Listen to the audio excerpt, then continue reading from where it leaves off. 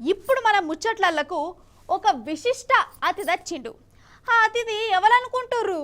దొంగోడు. అనగనగా ఒక దొంగోడు నడి జామ్ రాత్రి ఒక ఇంట్లో వచ్చిండు. ఇల్లంతా చదిరిండు. వెనక చీర ఏమైందంటే ఏమైంది ఎరికేనా? తెలిస్తే పరిశాన్ అవుతారు.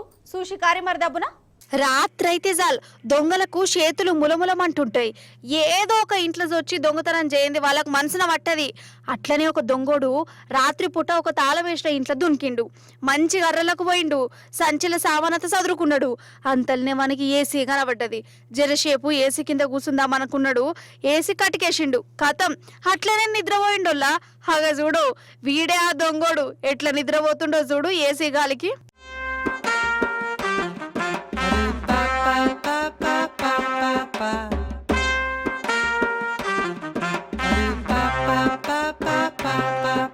తెల్లారింది. అయినా గాని వీనికి మెలకరాలే. పోలీసులు వచ్చే నిద్ర లేపిరు.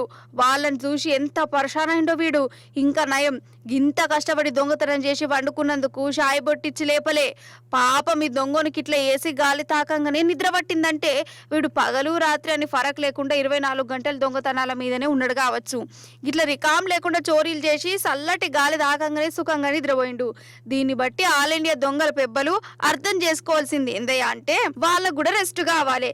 లేకుంటే గిసొంటి కథ అవుతుంటది అన్నట్టు వీడు ఎక్కడోడో చెప్పలేదు కదా. లక్నో దొంగోడట, లక్నో దొంగోడు.